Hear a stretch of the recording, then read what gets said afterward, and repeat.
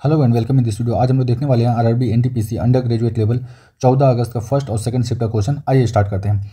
पहला क्वेश्चन है, what is mention in the fifth schedule of Indian constitution. Bharat के संविधान का जो 5वां शेड्यूल है, इसके अंदर जो है आपका एडमिनिस्ट्रेशन और कंट्रोल दिया गया है शेड्यूल एरिया और शेड्यूल ट्राइब्स स्टेट का। अदर देन आपका हो जाएगा असम, मेघालय, त्रिपुरा और मिजोरम को छोड़ के। तो ये असम, मेघालय, त्रिपुरा और मिजोरम जो है किस शेड्यूल में मेंशन किया गया है, तो ये 6 शेड्यूल में मेंशन किया गया है। तो ये चारों स्टेट को छोड़कर जो भी स्टेट बचे उनके अंदर जो है आपका एडमिनिस्ट्रेशन और कंट्रोल शेड्यूल एरिया का और शेड्यूल ट्राइब का जो है मेंशन किया गया 5th शेड्यूल में। 6th शेड्यूल में पूछा जाएगा तो ये हो जाएगा AMTM, असम, मेघालय, त्रिपुरा, मिजोरम के बारे में मेंशन किया गया है।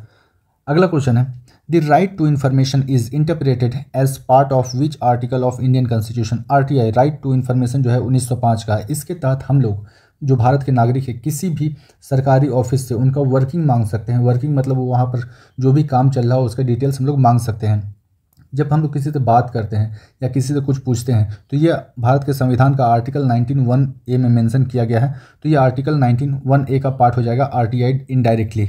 अगला है, दी M23 insurgency group is active in which country. M23 का मतलब होता है मार्च 23 होता है, और ये जो है ग्रुप जो है कॉन्गो का एक ग्रुप है और ये 2022 से जो है एक्टिव है। आप बोल सकते हैं कि ये एक प्रोटेस्टिंग ग्रुप है जो कि कॉन्गो में एग्जिस्ट करता है 2022 से लेकर, और ये जो है M23 के नाम से जाना जाता है। अगला क्वेश्चन है, what was the target of human genome project launch in 1990। ये जो है ह्यूमन जीनोम प्रोजेक्ट जो है, अभी आज का जो ह्यूमन है ये है आपका होमोसेपियंस है। तो होमोसेपियंस का जो इंसेस्टर रहे, जो पूर्वज रहे हैं, उनके बारे में डिटेल्स जानकारी के लिए जो लगभग है आपका 3 बिलियन DNA सैंपल को जो है इकट्ठा किया जा रहा, इसी को कहा जाता है जीनोम प्रोजेक्ट कहा जाता है, जो कि 1990 में शुरू हुआ था। तो यही पूछा गया था कितने लोगों का DNA जो है आपका लिया जा रहा है, तो 3 बिलियन, लगभग 3 करोड़ लोगों का जो है सैंपल लिया जा रहा है, जो कि काफ़ी बड़ा अमाउंट है, नंबर है। Which type of forest is found in Sahyadri and the north east region of India. Sahyadri जो है आपका वेस्टर्न घाट में है, तो वेस्टर्न घाट और ईस्टर्न रीजन जो है, नॉर्थ ईस्ट रीजन जो है भारत का, यहाँ पर जो आपका पेड़ पौधे पाए जाते हैं, यहाँ आप पाया जाता है ट्रॉपिकल एवरग्रीन फॉरेस्ट पाया जाता है। Which one of the following was not a reason behind the revolt of 1857। 1857 की क्रांति के पीछे इसमें से कौन सा कारण नहीं था? Land reform. हाँ, अंग्रेजों ने बहुत सारा लैंड रिफॉर्म किया था जिसकी वजह से जो है किसान परेशान हो गए थे, तो किसान जो है इनडायरेक्टली जो है 1857 की क्रांति में पार्टिसिपेट किए थे, तो ये सही है। अगला है, exploitation of villagers by Britishers. Bharat जो है मुख्यतः जो है आपका खेती के ऊपर डिपेंड करता है, और यहाँ पर सबसे ज़्यादा जो है किसान रहते थे बिफोर इंडिपेंडेंट 1857 की क्रांति के आसपास के टाइम में। तो उस समय जो है वो किसानों से जो ऋण वसूलने के लिए, जो अनाज वसूलने के लिए जो है किसानों के ऊपर जुल्म करते थे, तो ये भी सही हो जाएगा, exploitation of villagers by the Britishers, तो ये भी सही है। अगला है, destruction of indigenous industry by the British official. आप सबको पता है कि भारत से जो अंग्रेज कच्चा माल लेकर जाते थे अपने वहाँ इंग्लैंड में बनाते थे और उसके बाद उसको भारत और दुनिया भर में बेचते थे। तो अगर भारत का इंडस्ट्री डेवलप हो जाता तो अंग्रेजों को इससे नुकसान होता, तो इनडायरेक्टली वो क्या करते थे कि बहुत ज़्यादा टैक्स लगा देते थे भारत की इंडस्ट्री के ऊपर, जिसकी वजह से ये ऑटोमेटिक बर्बाद हो जाता था भारत का इंडस्ट्री। तो ये भी एक रीज़न है कि 1857 के क्रांति के पीछे। फोर्स कन्वर्सन इंटू क्रिश्चियनिटी, ये सब का पछड़ा में पड़ता ही नहीं था अंग्रेज, रिलीजियस मैटर में उनको पढ़ना ही नहीं था। उनका जो काम था भारत को लूटो, असली फोकस उनका था भारत को लूटो। वो क्रिश्चियनिटी फैलाने के लिए ज़बरदस्ती डंडा मार रहे हैं, गोली चला रहे हैं, ऐसा नहीं है। तो ये आपका हो जाएगा ऑप्शन डी जो है, इसका मतलब 4 नंबर जो है ये आपका सही है कि ये फोर्स कन्वर्जन नहीं करते थे। जिनको कन्वर्ट होना है उनको बहुत सारा फैसिलिटी देते थे 1813 चार्टर के तहत। 1813 का चार्टर एक था जिसमें जो है इस चार्टर के तहत कि जो आपका क्रिश्चियन संत होते थे वो भारत में आकर क्रिश्चियनिटी को फैला सकते थे, पर ये लोग कभी भी ज़्यादा फोर्सफुली ये सब काम नहीं करते थे। अगला है, which of the following is used as the insulator in industry. ये सारा का सारा इंसुलेटर है। इंसुलेटर वैसा चीज़ होता है जिसके अंदर से इलेक्ट्रिसिटी पास नहीं हो सकता। रबर हो सकता है, प्लास्टिक, ग्लास, सिरेमिक हो सकता है, ये सब का सब है। आपको ऑप्शन में दिया हुआ था माइका। माइका जो है एक इंसुलेटर है जिसका इस्तेमाल इंडस्ट्री के अंदर किया जाता है। अगला है, which of the following is an advance stone tool technology. इस क्वेश्चन के साथ कन्फ्यूजन है। अगर आपसे पूछा गया होगा कि स्टोन एज कौन सा है, किस एज को कहा जाता है, तो ये हो जाएगा मेसोलिथिक एज को कहा जाता है, एडवांस आपका स्टेज कहा जाता है। अगर ये पूछा गया है कि एडवांस स्टोन टूल टेक्नोलॉजी है क्या, तो ये सिविल इंजीनियरिंग का पार्ट है और ये है आपका लेवलॉइस टेक्निक है। तो क्वेश्चन को थोड़ा सा ध्यान से देखिएगा, वो कंफर्म नहीं है हम कि अगर स्टोन एज पूछा होगा कि एडवांस स्टोन एज कौन सा है, तो ये हो जाएगा मेसोलिथिक। अगर पूछा जाएगा एडवांस स्टोन टूल कौन सा है, तो ये हो जाएगा आपका लेवलॉइस टेक्निक हो जाएगा। अगला क्वेश्चन है, where are the BRIC event held in 2025? 2025 का जो ब्रिक इवेंट हुआ है ये रियो डी जेनेरियो ब्राज़ील में हुआ है। Which country became the fourth in the world to join satellite in space through the SpaceX mission? Bharat का एक मिशन था जिसको स्पाडेक कहा जाता था, स्पाडेक। इसके तहत जो है भारत जो है आपका स्पेस एक्स के साथ मिलकर, आपको वहाँ पर होता है कि स्पेस में कई सारे सैटेलाइट है, कई बार जो है सैटेलाइट को कनेक्ट करना पड़ता है। इस टेक्नोलॉजी में जो भारत है ये चौथा नंबर पे आ गया। इससे पहले जो है यूएस, चाइना, रसिया कर चुका है और भारत जो है फोर्थ कंट्री बन गया है दुनिया में जो स्पेस डॉकिंग टेक्नोलॉजी में जो है भारत का रैंक आ गया है चौथा।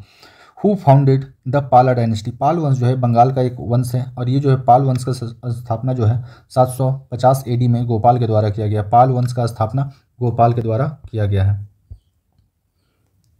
What does the 106 constitutional amendment act? एक मेरा एक वीडियो है शायद 20-25 मिनट का होगा, उसमें 50+ अमेंडमेंट जो है इंपॉर्टेंट अमेंडमेंट कराया गया है। आप एक बार उसको देख लीजिए, हर एक शिफ्ट में अमेंडमेंट से एक क्वेश्चन आ रहा तो यहाँ पर आपको मिल जाएगा। तो 106 अमेंडमेंट एक्ट जो था ये वीमेन को रिजर्वेशन देता है, 33% रिजर्वेशन देता है। ये रिजर्वेशन जो मिलेगा ये लोकसभा में मिलेगा और स्टेट लेजिस्लेटिव असेंबली में मिलेगा। तो ये जो है आपका 106 अमेंडमेंट एक्ट 2019 का है और इसी अमेंडमेंट के तहत जो कहा जाता है नारी शक्ति वंदना अभियान कहा जाता है। आपको पता है ये 2030 से लागू हो जाएगा आपका लोकसभा में नारी शक्ति वंदना अभियान। तो 106 अमेंडमेंट एक्ट बोलता है कि 1/3 हिस्सा जो है सीट का लोकसभा हो या फिर स्टेट का विधानसभा हो, इसमें महिलाओं का सीट रिजर्व कर दिया जाएगा।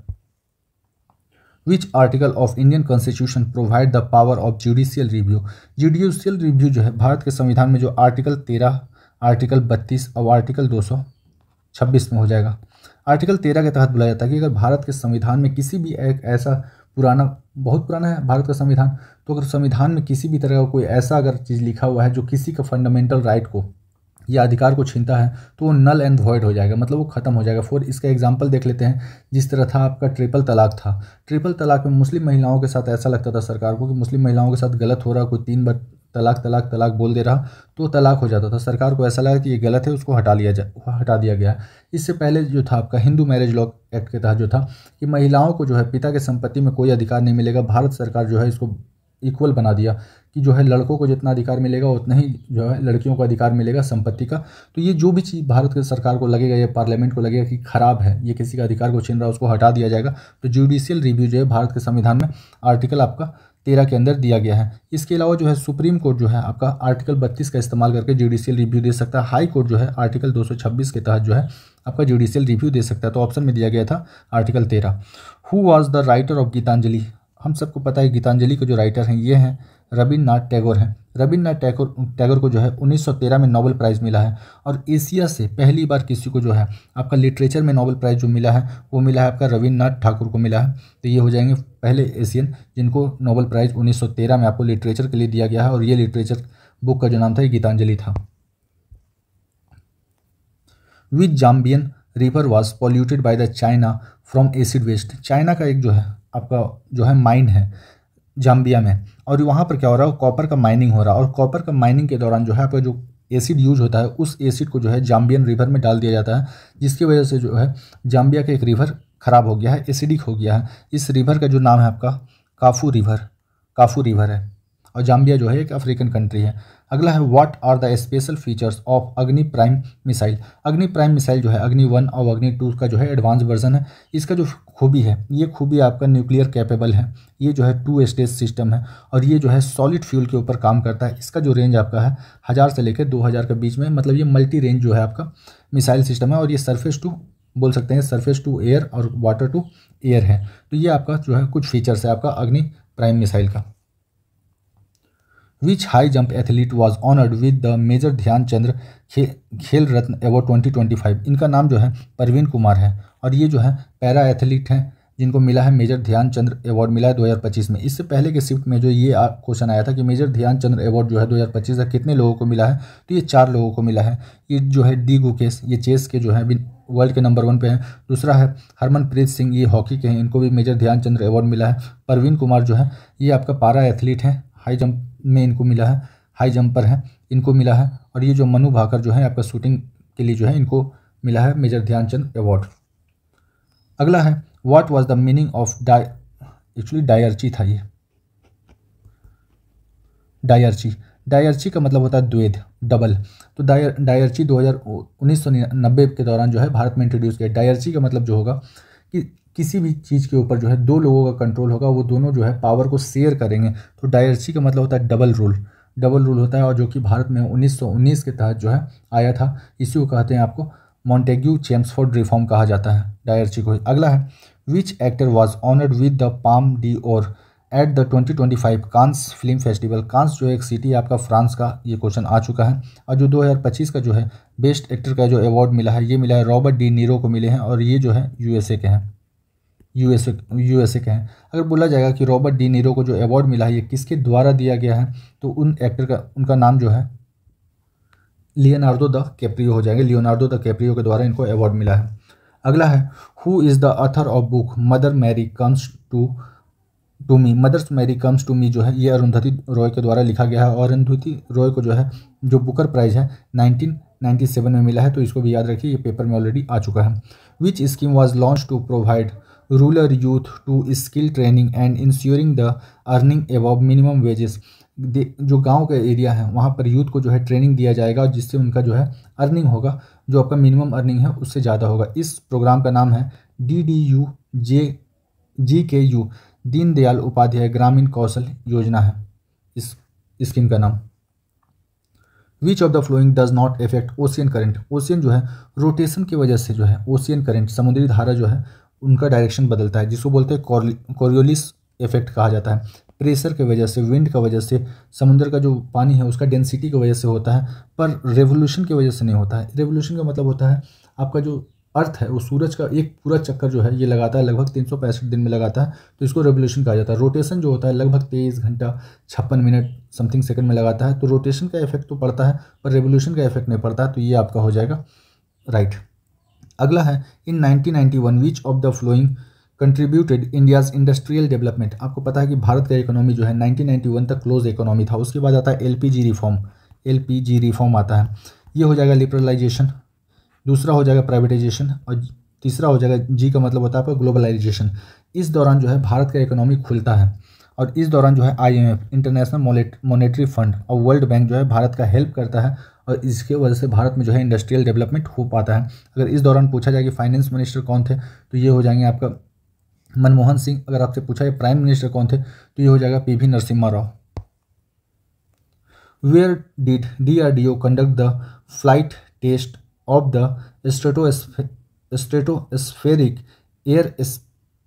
एयरशिप प्लेटफॉर्म जो है स्ट्रेटोस्फेरिक एयरशिप प्लेटफॉर्म जो है DRDO के द्वारा जो है ये शिवपुर में किया गया है, और शिवपुर जो है मध्य प्रदेश में है। ये टेस्ट किया गया है शिवपुर मध्य प्रदेश में। अगला जो है Dupleix was the governor general of India, he belongs to which country. जो ड्यूप्लेक्स है ये भारत का गवर्नर जनरल था, और ये फ्रेंच जो है फ्रांस का था, और फ्रेंच इंडिया में मतलब जब जिस पर्टिकुलर जगह पर फ्रेंच राज करते थे उनको वो कहते थे फ्रेंच इंडिया, तो फ्रेंच इंडिया का एक ये गवर्नर जनरल था। अगला जो है which exercise did the Indian air force conduct in April 2025।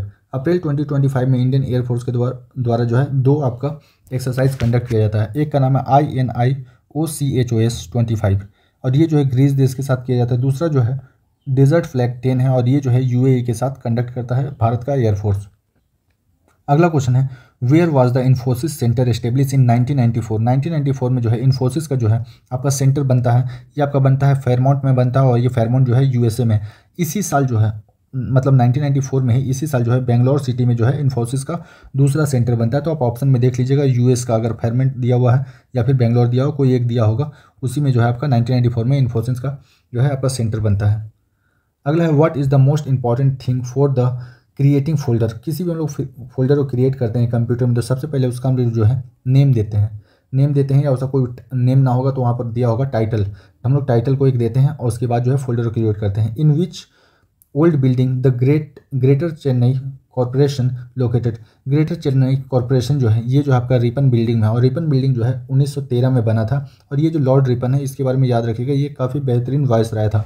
इसी के टाइम में जो आपका लोकल सेल्फ गवर्नमेंट जो है चालू हुआ, इसी के टाइम में जो है पहला फैक्ट्री एक्ट आया था, इसी के टाइम में जो है वर्नाकुलर प्रेस एक्ट हटाया गया था, इसी के टाइम में जो है आपका आर्म्स एक्ट जो है हटाया गया था। तो ये सारा का सारा जो है आपका अचीवमेंट है आपका लॉर्ड रिपन के द्वारा जो है किया गया था। अगला है which gallantry award was given to constable Ram Gopal Naidu जो है इनको जो है आपका कीर्ति चक्र मिला है 2025 में। अगला है which during the British period to what was the mainly exported in India. British India के टाइम में भारत से अंग्रेज क्या करते थे, एक कच्चा माल लेकर जाते थे वहाँ पर अपने देश में और वहाँ पर उसको मैन्युफैक्चर करते थे और पूरा दुनिया इंक्लूडिंग इंडिया में भी जो है उसको महंगे दाम पर लाकर बेचते थे। तो या तो ऑप्शन में दिया होगा cotton, jute, Indigo, T, opium होगा या फिर डायरेक्ट दिया होगा रॉ मटेरियल। भारत से रॉ मटेरियल लेकर जाते थे और मैन्युफैक्चर करते थे और भारत में और पूरा दुनिया में बेचकर पैसा कमाते थे। तो इतना ही क्वेश्चन मिल पाया। 35 क्वेश्चन देखने वाले हैं 14 अगस्त सेकंड शिफ्ट का क्वेश्चन। पहला क्वेश्चन है in which state is the Sundarban delta located. आसान सा क्वेश्चन, सुंदरवन डेल्टा जो है वेस्ट बंगाल में है। दूसरा क्वेश्चन जो पूछा जाएगा, सुंदरवन डेल्टा को जो है यूनेस्को वर्ल्ड हेरिटेज साइट का दर्जा कब मिला है, तो ये मिला है 1987 में मिला है। अगला है in the Rig Veda what does the term gomat. गोमत का मतलब होता है पशुओं का स्वामी। जो आपका होता है, जो बड़ा आदमी होता था, अमीर आदमी होता था आपका ऋग्वेद के टाइम में, उसको गोमत कहा जाता था क्योंकि उसके पास सबसे ज़्यादा जानवर होता था। तो रिच पर्सन को कहा जाता था गोमत, पशुओं का स्वामी इसका मतलब होता है। What is the score of India in HDI human development index. Human development index 2023 के हिसाब से जो आपका पॉइंट है यह आपका 0.685 है और ये रिपोर्ट जो है 2025 में जो है दिया गया है। 2023 के हिसाब से जो भारत का है 0.685 पॉइंट है। अगला है who create the periodic table इन 1869। जिस साल गांधी जी का जन्म हुआ उस साल जो है पीरियोडिक टेबल तैयार किया गया था, डेमेट्री मेडलिव के द्वारा किया गया था और ये एक रशियन साइंटिस्ट थे। इन्होंने चीज़ों को अरेंज किया था आपका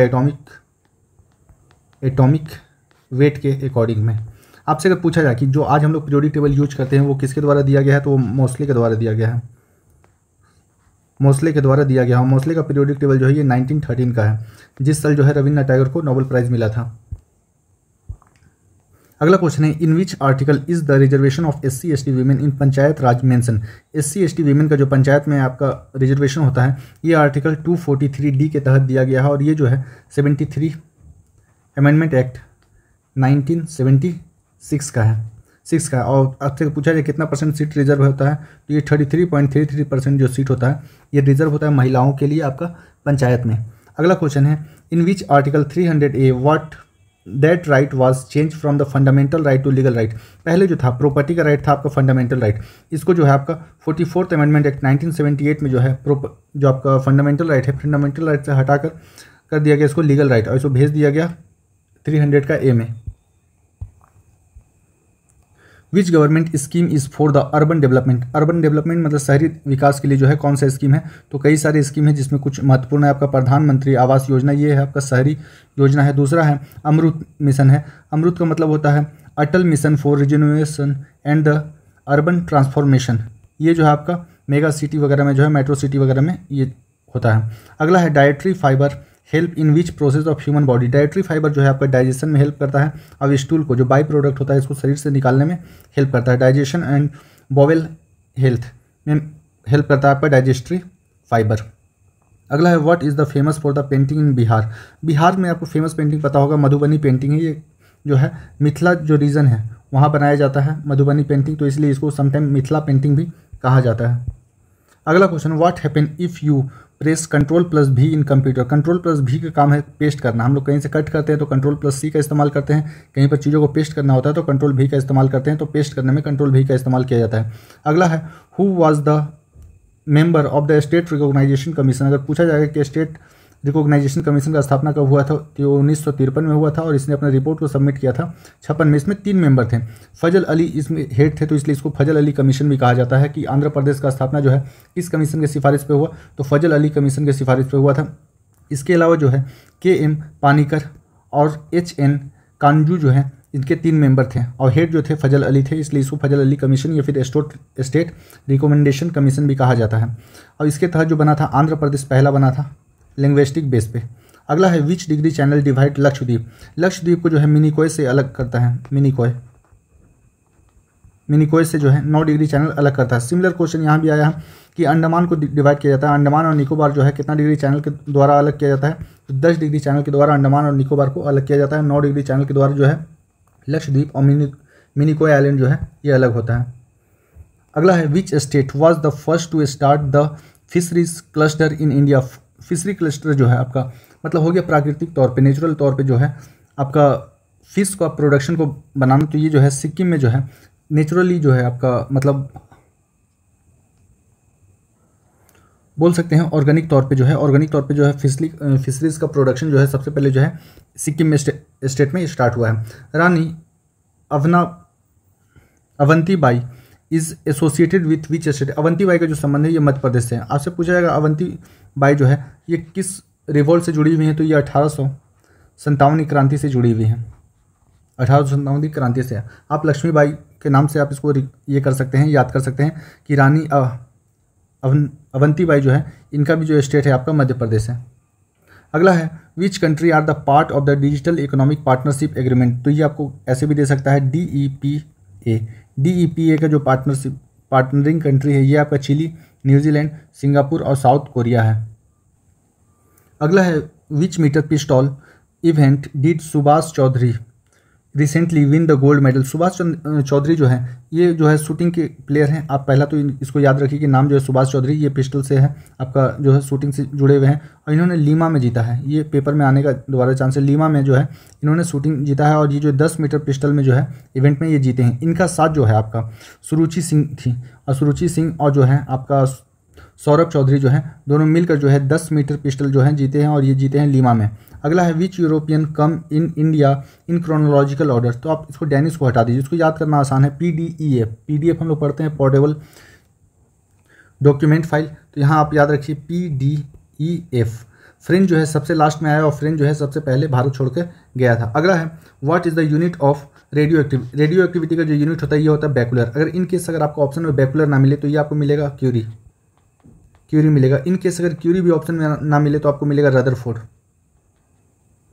रदरफोर्ड। तो ध्यान से देखिएगा, पहला जो आपको प्रेफरेंस देना है ये देना है बैकुलर को देना है, दूसरा जो है क्यूरी का और तीसरा जो है आपका Rutherford. Who advice is valid for the implementing a law in state? अगर स्टेट में किसी कानून को लागू करना है तो इसके लिए जो आपका स्टेट में जो आपका जो पार्टी रूलिंग होता है वो सबसे पहला एडवाइस लेता है एडवोकेट जनरल से लेता है। इन केस अगर आपको एडवोकेट जनरल ना मिले तो आपको मिलेगा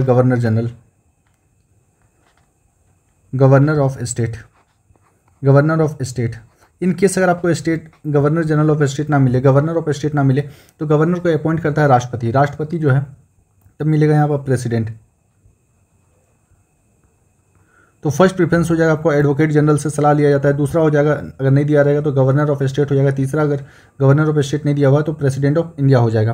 why did Alauddin Khilji introduce the market control policy? पहला क्वेश्चन तो यही आता है कि who started the market control policy in Delhi सल्तनत में मार्केट कंट्रोल पॉलिसी जो है अलाउद्दीन खिलजी के द्वारा चलाया गया था और अलाउद्दीन खिलजी को ही कहा जाता है सेकंड अलेक्जेंडर कहा जाता है। अलाउद्दीन खिलजी ने दाग प्रथा स्टार्ट किया था, घोड़ों को दागने का प्रथा। दूसरा चीज़ आपका जो है अलाउद्दीन खिलजी जो एक चेहरा सिस्टम स्टार्ट किया था कि जो भी उसके आर्मी में लोग होंगे उसका चेहरा एक बनाया जाएगा, रफली एक बतलाया जाएगा, हाइट इतना है, वेट इतना है, सब कुछ मेंशन किया जाएगा।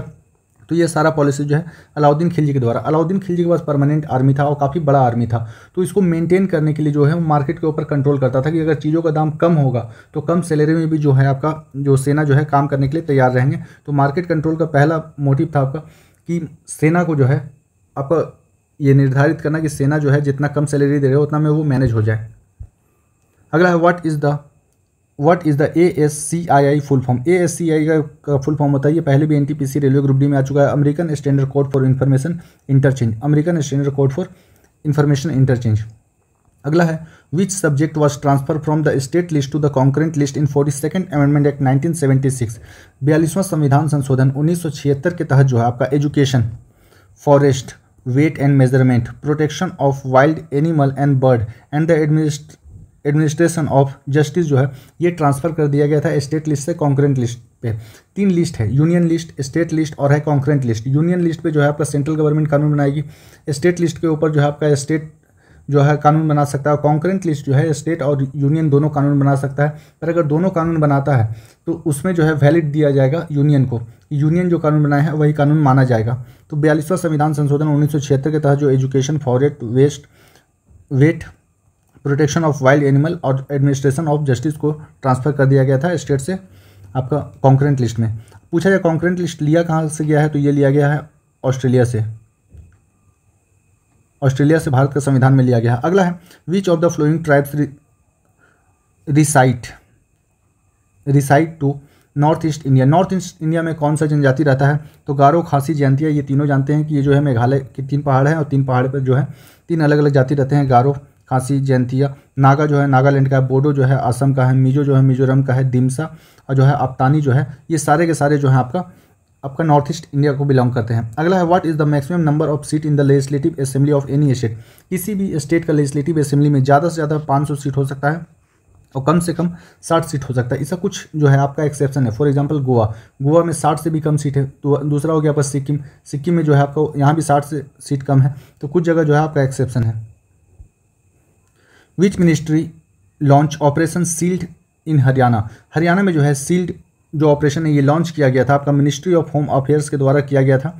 और ये जो है आपका जब ड्रिल अभ्यास हो रहा था आपका 7 मई 2025 को ड्रिल अभ्यास हो रहा था ऑपरेशन सिंदूर के आसपास के टाइम में, तो उस समय जो है ऑपरेशन सील्ड जो है हरियाणा में चलाया गया था और ये जो है मिनिस्ट्री ऑफ होम अफेयर्स के द्वारा आपका इसको लॉन्च किया गया था। अगला है which number of national voter day was declared in 2025? Celebrate किया गया है। तो आपको सबसे पहले तो ये याद रखना होगा कि वोटर डे जो है ये मनाया जाता है 25 जनवरी को, 25 जनवरी। और 25 जनवरी 1950 में ही अपना जो है इलेक्शन कमीशन ऑफ इंडिया का स्थापना हुआ था और पहले जो चीफ इलेक्शन कमिश्नर थे उनका नाम था श्री कुमार सेन। तो जब 2011 में हुआ तो 2025 में ये 15 नंबर का मनाया जाएगा। तो 15 नंबर का जो है आपका नेशनल वोटर डे सेलिब्रेट किया गया है 2025 में और 2011 से ये सेलिब्रेट किया जा रहा है। स्थापना हुआ है इलेक्शन कमीशन ऑफ इंडिया का 25 जनवरी 1950 को हुआ है और श्री कुमार सिंह जो है पहले इलेक्शन कमिश्नर थे। अगला है who was the first Indian to win the gold medal in the Commonwealth game? Commonwealth game में जो है पहले इंडियन जो है मिल्खा सिंह जो है 1958 में जो पहला जो है गोल्ड मेडल जीते हैं और मिल्खा सिंह को ही कहा जाता है फ्लाइंग सिख कहा जाता है। तो इस नाम को भी याद रखिए। इसके अलावा जो है on what date did ISRO launch the 101st mission?